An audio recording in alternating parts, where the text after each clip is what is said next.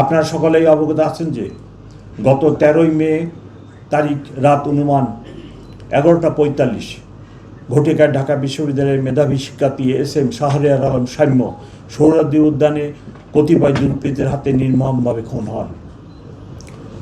ঘটনার সংক্ষিপ্ত সংবাদ প্রাপ্তির পরপরই ডিসি রমনা সহ শাহবাগ থানার পুলিশ ঘটনাস্থল পরিদর্শন করেন। ঢাকা বিশ্ববিদ্যালয়ের প্রক্টর মহোদয়ের নিকট থেকে ঘটনাটির সংবাদ প্রাপ্তির সাথে সাথেই আমি সংশ্লিষ্ট সকল পুলিশ কর্মকর্তাদের ঘটনাটির সর্বোচ্চ গুরুত্বের সাথে তদন্তের নির্দেশ প্রদান করি। আপনারা অবগত আছেন, চাঞ্চল্যকারী হত্যাকাণ্ডের ঘটনায় শাহবাগ থানায় একটি হত্যা মামলা রুজু হয় এবং ঘটনার রাতেই পুলিশ ঘটনার সাথে সংশ্লিষ্ট 3 জনকে রাজধানী বিভিন্ন জায়গা থেকে আহত অবস্থায় গ্রেপ্তার করে।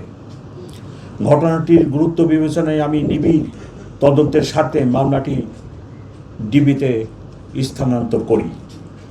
পরবর্তীতে বিজ্ঞ আদালতের মাধ্যমে ধৃত 3 আসামিকে রিমান্ডে নিয়ে জিজ্ঞাসাবাদ, প্রাপ্ত গোয়েন্দা তথ্য ও প্রযুক্তিগত বিশ্লেষণের মাধ্যমে ঘটনাস্থলে সরাসরি উপস্থিত ও হত্যাকাণ্ডে অংশগ্রহণকারীদের শনাক্ত করা হয়।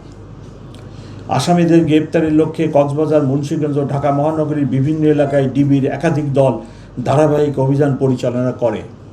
এ সংক্রান্তে আরও 8 জনকে গ্রেপ্তার করে। গ্রেপ্তারকৃত হলেন রাব্বি, কবুতর রাব্বি, 2 মেহেদি, 3 পাপেল, 4 রিপন, 5 সোহাগ, 6 রবিন, 7 হৃদয়, 8 সুজন সরকার। গ্রেপ্তারকৃত আসামি মেহেদির দেখানোর মতে সোহরাওয়ার্দী উদ্যানের 3 নেতার মাজারের সন্নিকটে মাটি চাপা দিয়ে লুকিয়ে রাখা অবস্থায় হত্যাকাণ্ডে ব্যবহৃত 2টি সুইচ গিয়ার চাকু উদ্ধার করা হয়। গ্রেপ্তারকৃত আসামিদের মধ্যে এখন পর্যন্ত 2 জন ফৌজদারি কার্যবিধি 164 ধারা অনুযায়ী বিজ্ঞ আদালতে স্বীকারোক্তিমূলক জবানবন্দি প্রদান করে। এই ঘৃণিত হত্যাকাণ্ডে জড়িত আসামিদের দৃষ্টান্তমূলক শাস্তির লক্ষ্যে মামলাটির সুষ্ঠু তদন্ত নিশ্চিত করা হচ্ছে।